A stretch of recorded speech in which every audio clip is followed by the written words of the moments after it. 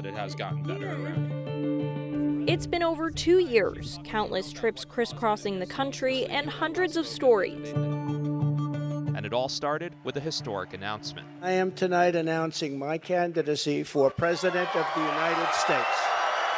Former President Donald Trump was the first official candidate to throw his hat in the ring for his second chance at the presidency. Let's finish this job. I know we can. A few months later, President Joe Biden would set the stage for a potential political rematch. Despite his criticism of former President Donald Trump, he said that's not the reason why he jumped in the race for a second term. He likely would have done so anyway. But they weren't the only two candidates in the race. The 7 candidates who will participate in Wednesday's presidential debate face a tall order. Not only are they trying to distinguish themselves from each other, but also position themselves as a Republican alternative to former President Donald Trump. Trump did not participate in any of the 5 televised Republican debates. But even though he was not physically on stage, throughout the night, Trump's shadow lingered over this debate. I'm saying, do I sit there for an hour or 2 hours, whatever it's going to be, and get harassed by people that shouldn't even be running for president? Biden, without a challenger for the Democratic ticket, juggled presidential duties with his campaign. Many of you in this chamber and my predecessor are promising to pass a national ban on reproductive freedom. My God, what freedom else would you take away? After Super Tuesday, the dust settled on the Republican Party. Trump was the presumptive nominee.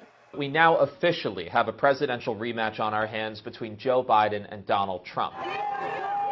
Trump continued campaigning amid court schedules in several ongoing legal proceedings and was convicted of criminal charges in May for hush money payouts. We now have the largest deficit in the history of our country under this guy. In June, Biden and Trump came face to face. Look, if we finally beat Medicare. On social media, Republicans and even some Democrats expressed concern about Biden's debate performance. President Joe Biden kicked off one of the most consequential days of his long political career, attempting to vanquish doubts about his ability at the age of 81 to serve 4 more years. Then a little over 2 weeks later, If you want to really see something that said, take a look at what happened. it was the first of 2 failed assassination attempts on former President Trump. The July attempt on Trump swelled support for the Republican candidate leading into the RNC. With Senator J.D. Vance officially on the ticket, Trump formally accepted his party's nomination for the 3rd time. But for Democrats, the future was uncertain. Will President Joe Biden be his competitor in November? We'll be heading to the Democratic National Convention next to find out. And then a whirlwind change. It's been a big week for Vice President Kamala Harris. Since President Joe Biden ended his re-election campaign on Sunday and endorsed her, the new ticket headed to Chicago for the DNC. You see those lights all the way up there? They are the lights that are powering our live shot setup here at the tippy top of the United Center, where we will be parked all week long with literally a bird's eye view of the convention. Harris aimed to reintroduce herself as candidate for president.